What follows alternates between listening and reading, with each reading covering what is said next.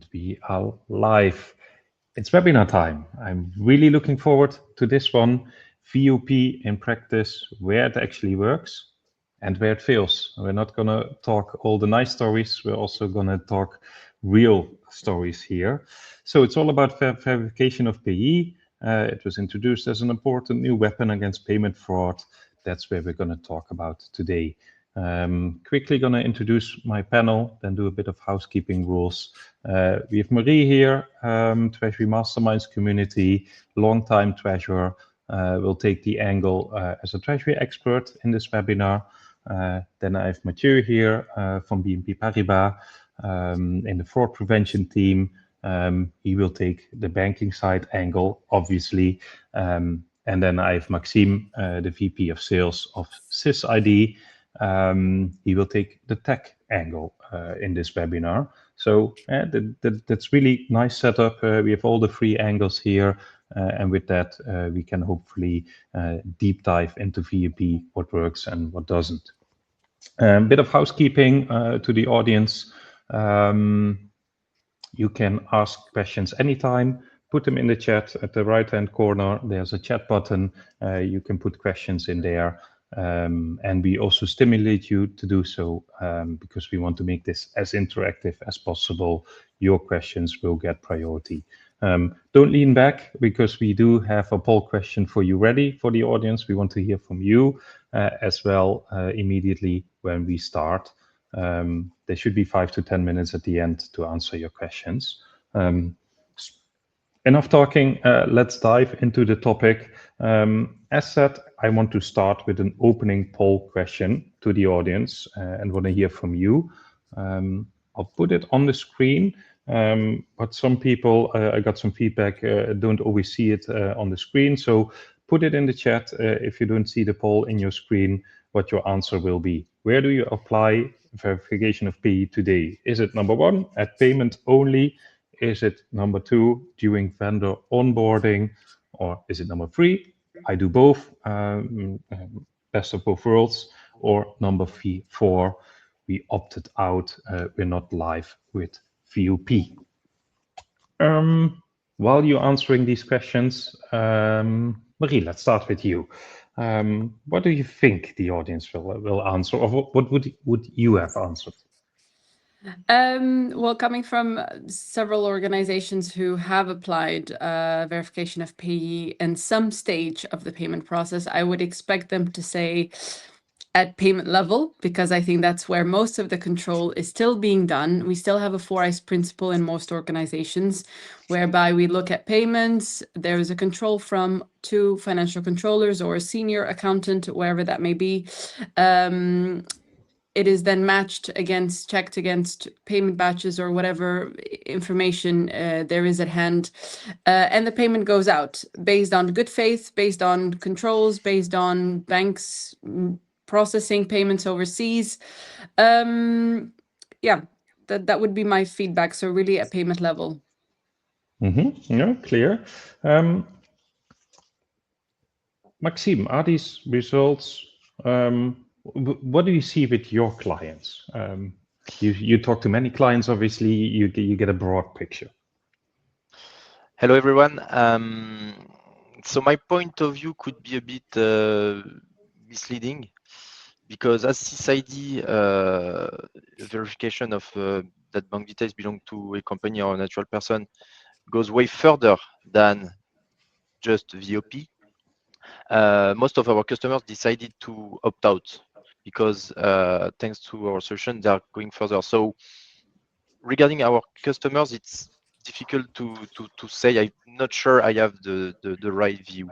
But regarding all the prospects we are speaking to since November 2025, there is clearly a change in their minds. So most of them did open their eyes in 2025 as soon as they heard about VoP and all the automation it means, all the risks as well that comes on the treasurers and CFOs shoulders as soon as they validate a payment which didn't get a match. So I think VoP is not today perfect, of course, but it helps a lot, and that's why, of course, we expect, and we are seeing people, corporates, I mean, using both at the payment level, but they're trying to validate before if they can. Yeah, makes total sense. Then, Mathieu, final from the banking side, you also talk to many clients. What are you seeing? I did. There were a lot of worrying about this VoP, this launch of VoP. So maybe let me first remind that this is a regulatory topic. So it has been mandated by the EU. It is part of the instant payment regulation. And the regulation is quite strict in terms of VoP. It has to be performed at the payment level, and only the SEPA payment level. So first, it limits a bit the scope of usage of VoP. It's only also limited in terms of type of payment, but also in terms of geography. Obviously, this is an EU regulation applying to not all SEPA countries, by the way, only EEA countries, so part of the European Economic Area, meaning that the UK and Switzerland are excluded. So the VoP has to be performed at payment level. So most of the corporate will be using it that way. This is the way that bank has to implement it. But as you said, as I discussed with possibly 100 of customers in the past few months that were interested and both curious about the service, I think most of them, not all, but possibly most of them, wants to use it ahead, wants to be able to use it a step before, so at vendor onboarding, when changing banking details. So possibly what is offered to the corporates for the moment is only at payment level, but we will see some solutions such as the one as SisID, reusing this data to help customer to perform it before. So for the moment, I would say it's only at payment level, but in the future, we can hope that this will be used a bit ahead. And then I suppose some corporate for the moment, because of the complexity of the service, have possibly opted out or have not taken the time to implement it. Yeah. So how should we see it, Mathieu? Is it then a fraud prevention control? Is it more like a warning mechanism, or is it just an additional data check? Well, I hope it's not just an additional data check, because then it will sound more like a burden than an additional value. I mean, it has to be a meaning. It has to have a sense. So it's not checking just to get the green light and go ahead. No, it's more than this. It was imagined as a fraud prevention control. Just keep in mind that this regulation was pushed by the regulators, by the EU, to favor the instant payment for you and me, and Marie and Maxime, not to be afraid of performing instant payment and to have this additional layer of control. Yep. So it was designed as a fraud prevention control, but in the end, we can see that this is not avoiding all type of fraud. It is more efficient against some type of fraud. So my gut feeling is that it should be more taken into account by corporate as a warning mechanism, just to make sure that if something is wrong, like if there is a no match, then it could possibly be a fraud by social engineering. But if you want me, I can give you a few figures, but since the launch, we can see now the ratio of matching, and we can see up to 20% of no match in some geographies. Obviously, there is no 20% of fraud for every payment. But still, within this 20%, you will be able to find the 0.01% of potential fraud. And this should be your warning. So an additional information used as a warning message, but definitely not by itself alone a fraud prevention mechanism, because alone this data would not be sufficient. Yeah, no, makes sense. And Speaking for myself, I love VoP as a consumer, especially in the Netherlands. We had it for years within the country. I deliberately made a mistake in the name just for my bank to have it checked and tell me, did you mean this name? And then I was like, yes, I meant this one. Perfect, I'm happy. But then, Marie, looking at you, from a treasury perspective, we're not doing these payments. We're not doing one payments. We're doing batches.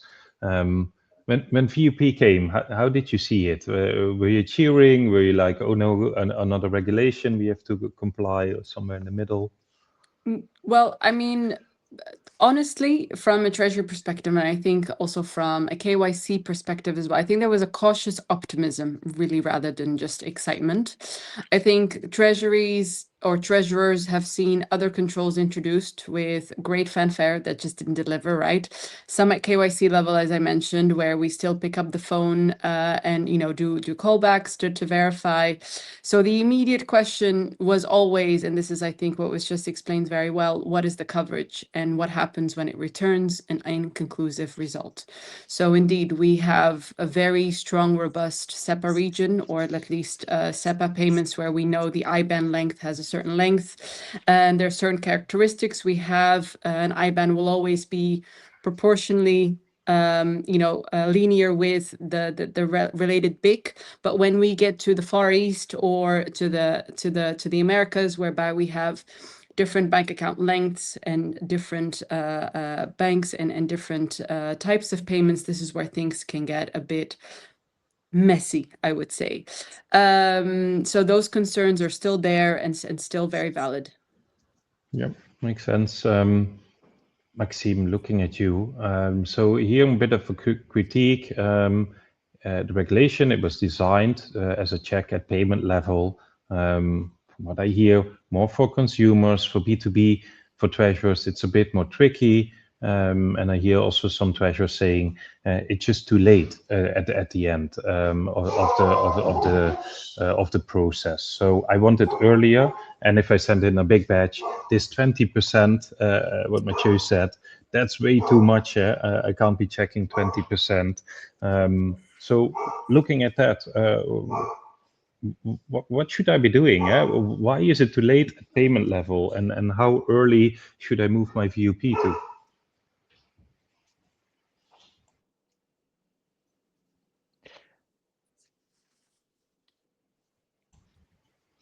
Maxime? Sorry, the question was for me because it has frozen. Yes, sorry, it was for you, Maxime. So why is it too late? My bad.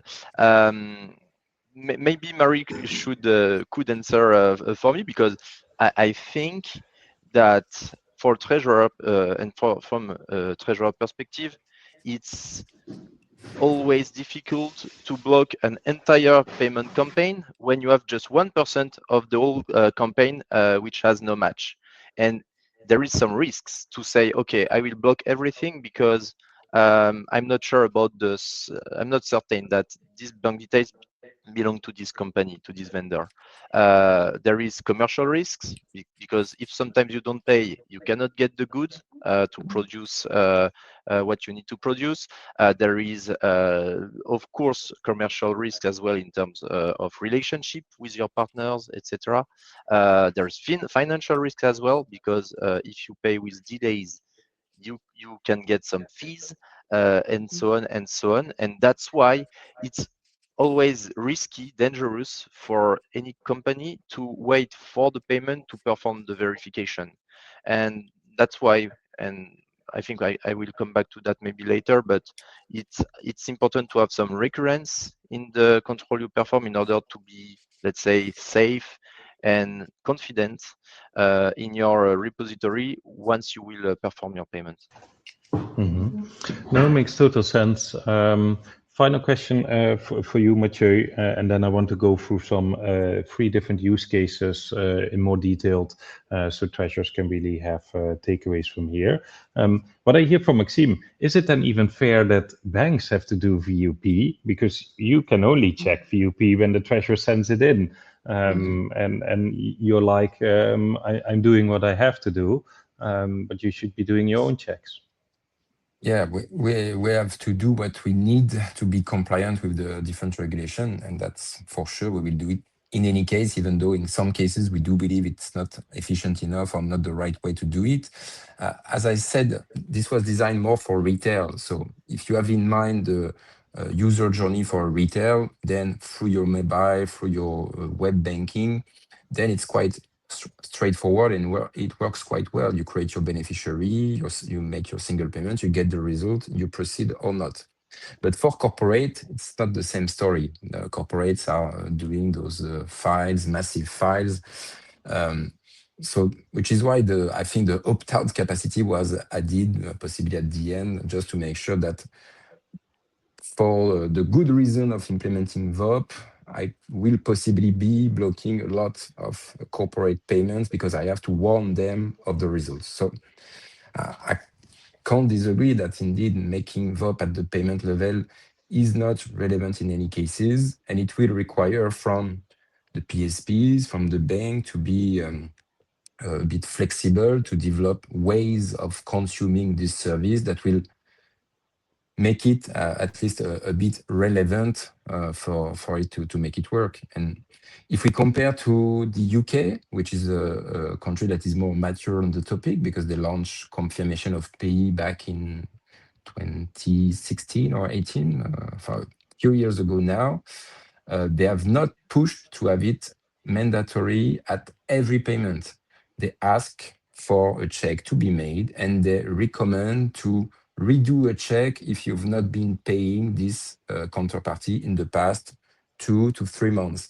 And I think, or even maybe they push it to 6 months, but I think this would make more sense in terms of approach to ensure that your beneficiary is fine and from time to time to recheck that information are still okay. There has not been a change in the database that you're not aware of, or this account has not been closed.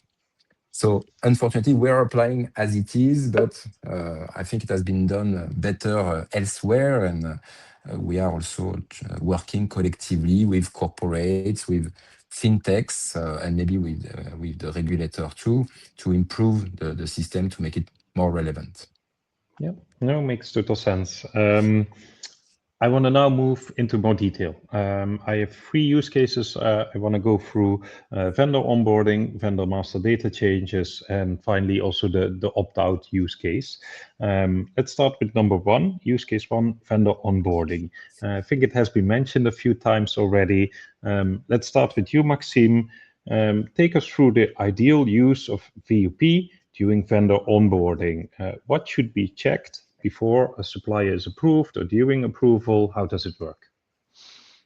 So as mentioned, Mathieu, VoP shouldn't be used during the vendor onboarding because it has to be done at the moment of the payment. But in terms of advice, what should be done once you want to perform a verification? So first of all, there is all this advice you all know. Never rely on data you will find on an invoice. You always have to double check information with what you have internally. Use data found through isolated research and data sources, etc. Marie did mention as well this 4 I's principle, which is key as well in order to secure the whole process. But what you need to focus on, because there is plenty of things to check, of course, the first one, and maybe the most important one in that case, will be the payee, the company I want to check, because most of the verification, all the verification with VoP are done directly on the name of the company. And there is some risk due to that, because a fraudster could definitely create a company with the exact same name.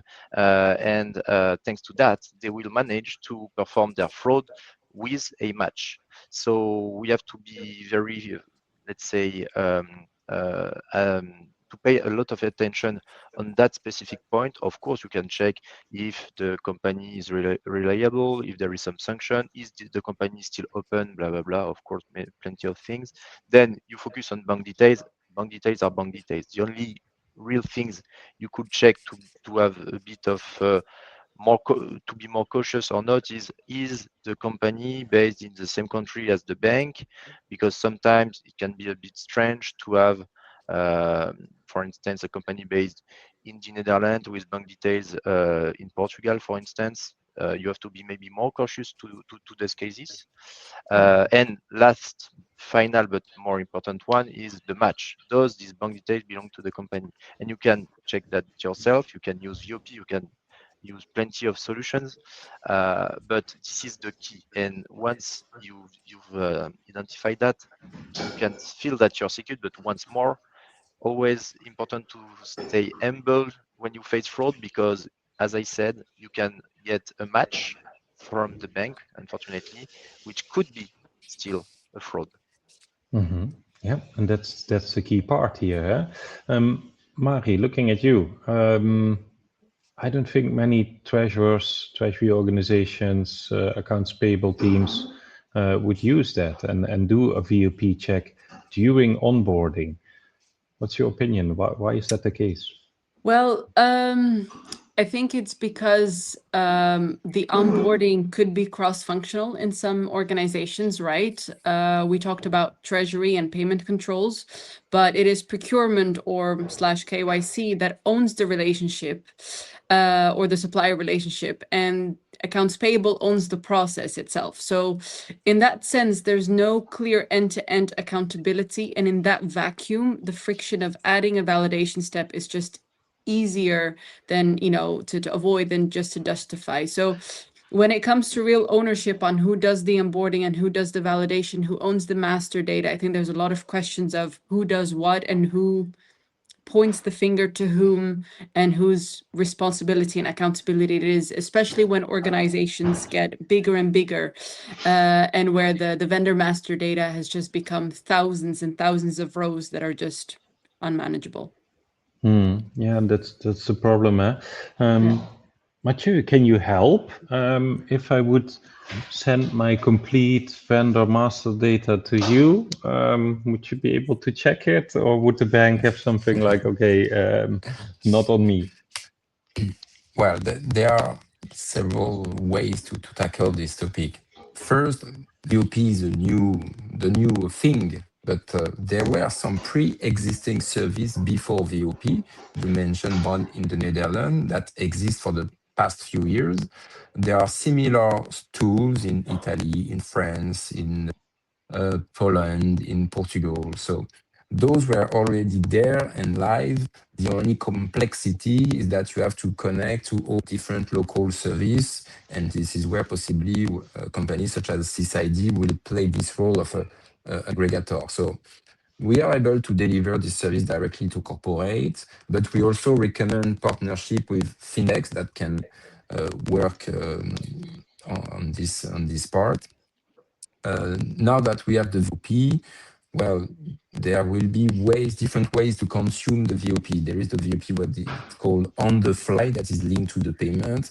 But there is also what we call the VOP on demand, which is another way to implement VOP, which consists of sending your payment file to your bank that will pre-check against VOP, send the result back, and then you can decide whether you want to send this for payment or not. So this is not directly checking your beneficiaries, but this is a way, or your full master data, but this is a way at least to pre-check your payment files against the VOP result and to have look a bit ahead of making the payment. But a warning here, the payment will be needed, at least the intention to make the SEPA payment with the bank is required to still be part of and comply with the regulation. Another maybe thing that we could recommend to clients, this is something that is done in some cases where you are implementing a new flow toward a new counterparty, like maybe an important flow, a treasury flow, or ahead of a huge transaction or very strategic one. You can make some penny drops just to make sure that the payment will reach out to the right account. The account is not closed, is able to receive the funds, the counterparty can confirm that it actually received the funds. So this is a way to secure a bit ahead of strategic payment, but also to get a VoP result out of the payment. So there are some ways to get some more information and not only focusing on VoP at the onboarding level. Yeah, no, all great tips here, Mathieu. Maxime, moving to you, but hearing all this, that's quite a list, and they all could work, but they somewhere involve a manual check, either penny drop or checking my whole database. And then what? Then we have to go to AP and they have to do manual, they have to make decisions. I think it's probably better to automate it. But then I hear Marie saying, oh, but that's complex, it's cross-functional. So how can we make sure we implement the tech to check everything, and then it's seamless? The implementation is not too complex. How do we prevent it from being such a big project where everybody says, no, we're not going to do it? I think you mentioned everything in your question. The key is to automate everything, because your teams will always, at some moment, if they have to do too much manual verification, there will be some errors. Most of the frauds are unfortunately done because of human errors. And the best thing to do, and of course I'm here to share what we are living on a daily basis.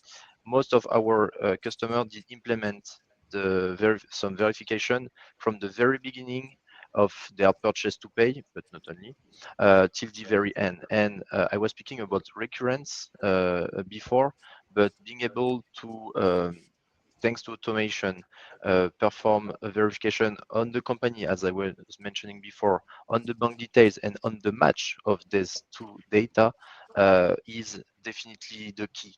So it means, of course, some difficulty as well, because if you want to implement it in your supplier portal, in your different ERP, because you could have several, and in your treasury management system, could take times, but it's a long-term project, and it's not, let's say, a tool to feel more comfortable. Of course it will. It's today mandatory processes that will help you to focus on cases that really need a specific attention, and not to focus on every single verification, because thanks to tools, thanks to regulatory schemes such as VoP, we now offer to treasurers the possibility to verify almost every vendors they are onboarding and paying at the end of the day. The goal is to validate there's more than 80 to 90% in order to focus on cases that really need a real important attention in order to block frauds, because if your teams have time to focus on these specific cases and they are not rushing every verification, 100 of the verification, it will change everything, I think, on in the organization on a daily basis. Yeah, no, it makes a lot of sense. So I think the key is not only to automate, but also ownership, and having a clear process on who does what with the tech, which is a nice bridge to my second use case, the vendor master data changes. The vendor's already onboarded, they change bank accounts, they change name, legal entity, whatever. Marie, let's start with you. How does a typical corporate deal with vendor master changes? Yeah. So I think it varies enormously, as usually emails by vendors are sent to multiple email addresses, and I think that's the problem. KYC, accounting, account managers, whoever, and it's just sitting waiting for someone to action, and that's really just plain reality.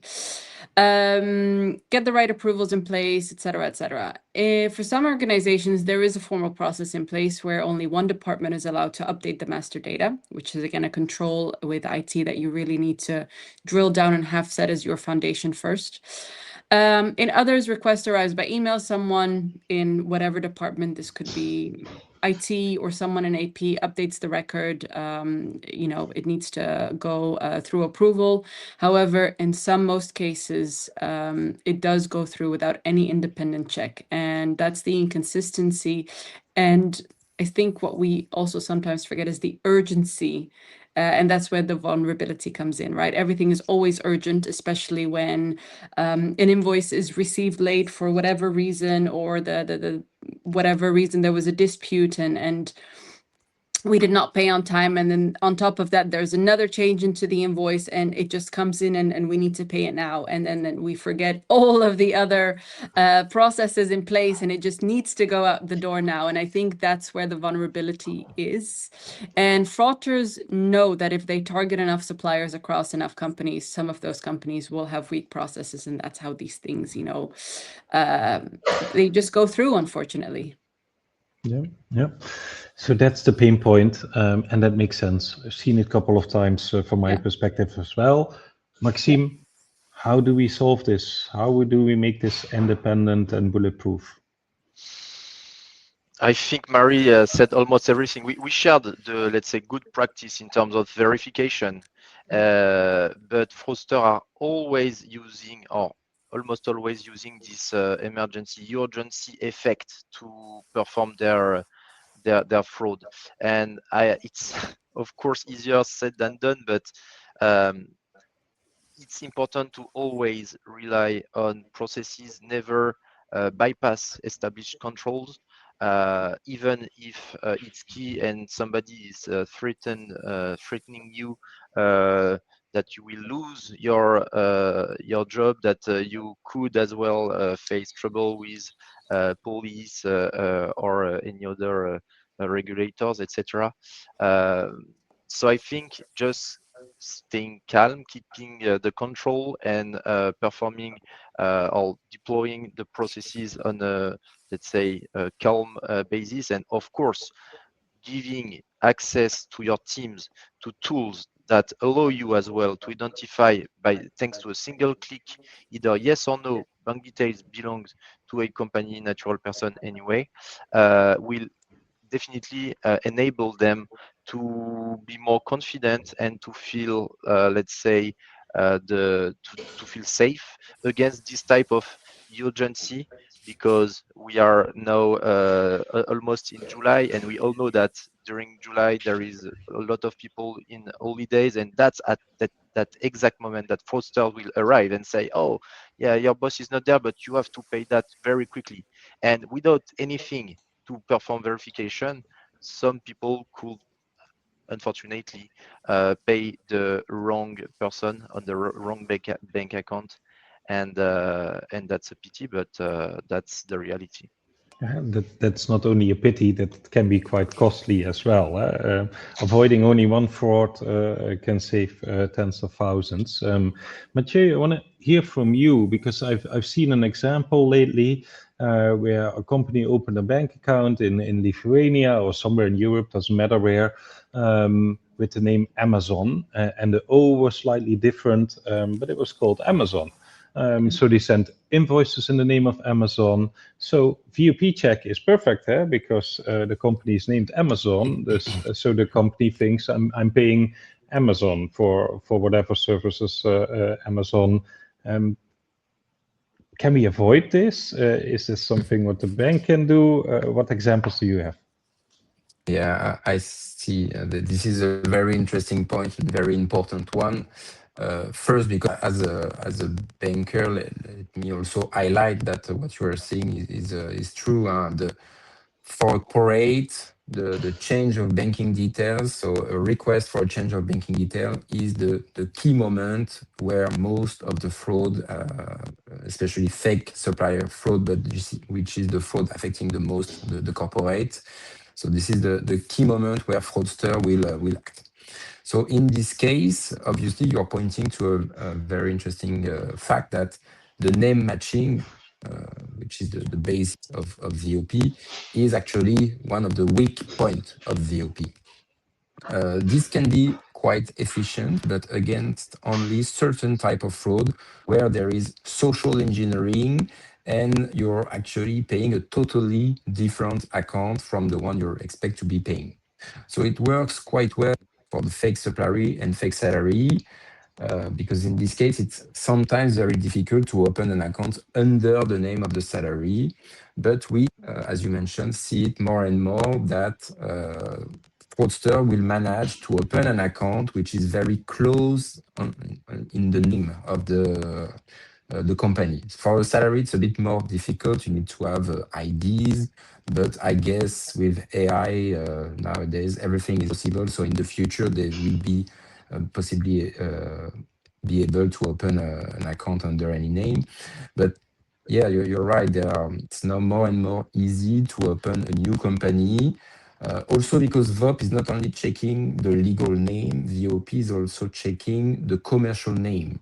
So you create a company which is ABC company, but you add as a commercial name Amazon or whatever you feel is need for the fraud. And I suppose in terms of KYC, KYS, there are a bit less controls on this part, more flexibility. And obviously, fraudsters are creative and they will use this capability to do so. So that's why I was also saying a bit earlier, a no match could be a warning sign that there is something that is wrong with the name. So it should trigger on the corporate side additional controls just to make sure that this no match is relevant, because we're using outdated data, because you are targeting the subsidiary and not the headquarter. So no match, a good sign of a warning message. But a match should not be a sign that there is absolutely no fraud. It just means that there is an alignment of the name, but that does not prevent the corporate from any type of fraud. And this even creates what we start to call the VoP paradox, where some companies, some corporates, or even some individuals will be reassured by a VoP match, while there could be some mechanism to manipulate the data. Yeah. So be very careful with the name. And also, VoP is offering the capacity to match on the ID. So there is the possibility to use an ID, which is identifying a corporate. So we can think of a local ID, I think KVK in the Netherlands, Sirene in France, or a more global ID such as LEI or tax ID. So this capacity offered by VoP is quite interesting. This should be the use case that corporates should target in priority, but there is always a but. This functionality is optional, so the PSP offering this is not forced to offer this capacity. And if you think of e-banking platform, I've never seen a space where you could enter the KVK number of the company you're paying. So first, PSP will have to evolve to offer this capacity, but also the one answering is not forced to answer on this ID. So for the moment, the fact that in request, both in request and response, this is optional, the coverage of such functionality is quite low. But I hope that in the future, when we get more mature from bank side, from corporate side on the topic, this is a functionality that will be able to be used in the future, and that will help to secure that what the name can't do, because there are ways to trick names. It's more complicated to trick IDs. Yes, no, makes sense. Yeah, Yeah. great answer. Thank you. Maxime, while we're at this use case, looking at the audience comments, we do callbacks. I don't think that's enough then, huh? I mean, it can in some cases. What we are facing most of the time is companies saying that they have control in place. That's enough. It will work for us now. So I like to say that before, it's always either too expensive, too complicated to implement a solution such as VoP or SisID. But after the frauds, it's too late. It's too sad. And for companies who are suffering 100k euros fraud, it doesn't mean that you have to make 100k euros of turnover to, let's say, come back to the beginning. You have, if you are doing, let's say, 20% margin, you have to generate 600k turnover euros turnover to come back to that, and even more. So I'm not even speaking here about all the risks, human risk, because if somebody lets a fraud happen internally, there is huge risks, psychological one. There is reputational risks as well, commercial risks, etc., etc. And that's why it's important to implement such a verification, or at least use what you have in your hand, because VoP today is free for you. So it's once more not perfect, but it can be a great help in many cases, even if there is some limits, as mentioned Mathieu earlier. Yeah, it's better than nothing, right? And yes, maybe you have a callback, maybe not. But if you do nothing, you're more exposed than doing a VoP check. Makes sense. I think use case 3, the opt-outs, that's quite related to use case 1 and 2. So I'm going to skip it for now. I'm going to end with 3 different statements and short answers, please. I want to hear your opinion on these statements, all from your own perspective. So there's no wrong or right answer, just your perspective. So statement number 1, VoP should be mandatory during onboarding, but optional at payment level. Let's start with Maxime. No. No, both should be mandatory, I think, as you never know what happened between the onboarding at day 1 and the payment at day 99, let's say. The company can have some, let's say, disease, the account can be closed, there could be some internal fraud as well. It happens. We don't like to speak about that.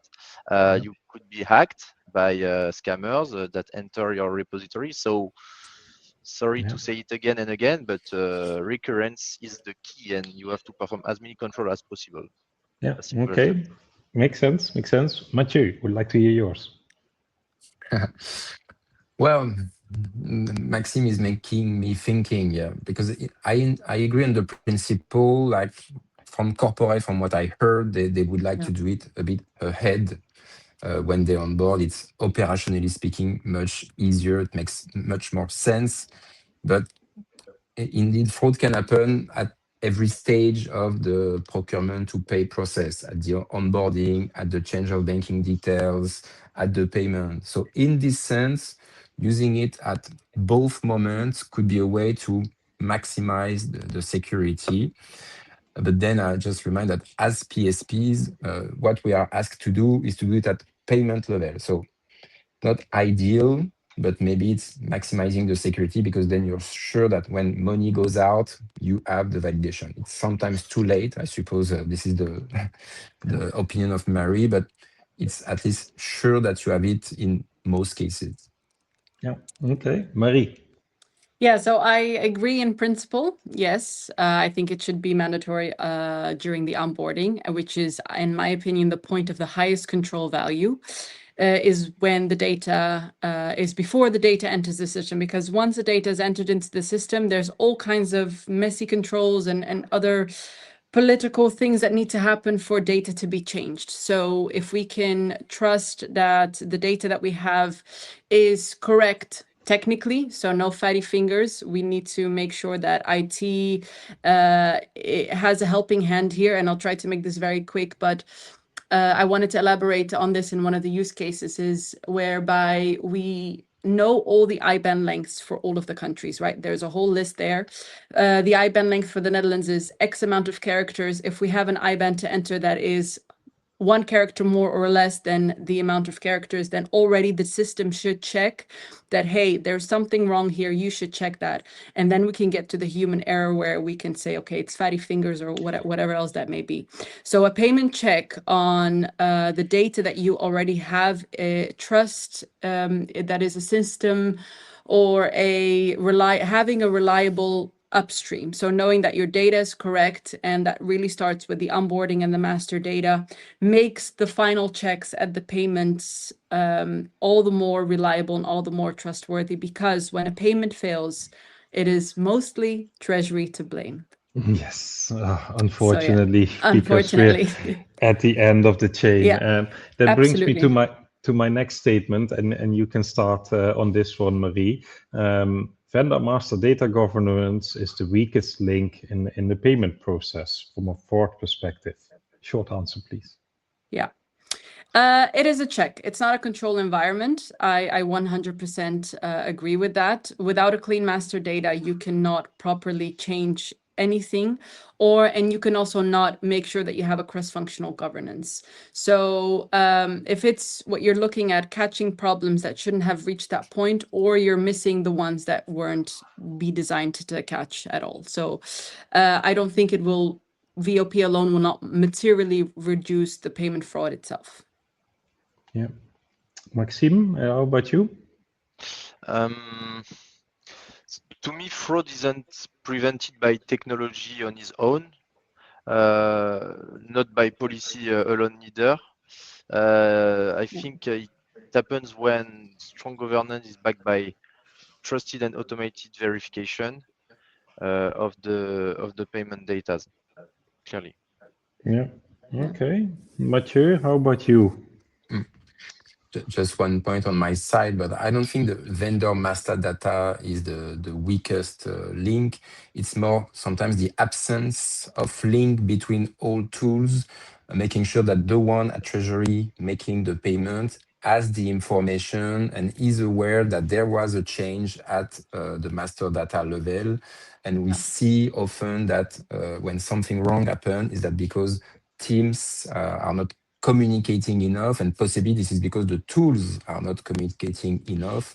And if you're able to audit all the way along the process, the change of the data, then you are more aware of the potential risks and the additional controls that you should implement in case there has been a change, a recent change before you initiate the payment. Yeah, very interesting. We ran over time a bit, and I think we can talk for another hour about this topic if you want.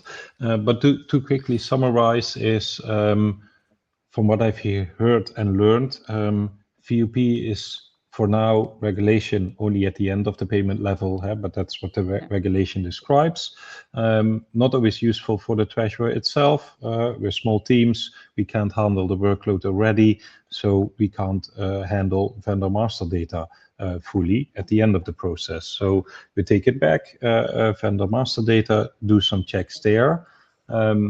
Technology can help. Technology can help a lot from what I'm hearing. Automation is the key, but it will never be the final success. We're automated, I can lean back now. There's always this vendor master data changes. There's always new fraud attempts, and fraudsters get smarter. We have to get smarter. I think it's a continuous process. So my advice, and I think also to summarize all the takeaways here from you guys, from the 3 different angles, is look at your processes at a continuous way. Where are the gaps? Where are the biggest gaps? It only takes one fraud successful attempt, and you probably lose a lot of money. And yes, treasury teams, we are small. Fraud is probably on our list of action items, but that's often a long list of capacity which we cannot handle. Audience, thank you for listening. Thank you for participating. I hope you learned a few things or two. If you still have questions which you didn't ask today or want to follow up, reach out to Mathieu for the banking angle, reach out to Maxime from the SisID perspective and the automation, what they can do. And if you want to connect to a treasurer, link to Marie or to myself. Thanks again for joining, audience. We will make the recording available as soon as possible, and looking forward to seeing you in future webinars. Thank you and have a nice day. Thank you. Thanks a lot, guys. Have a nice one. Thank you.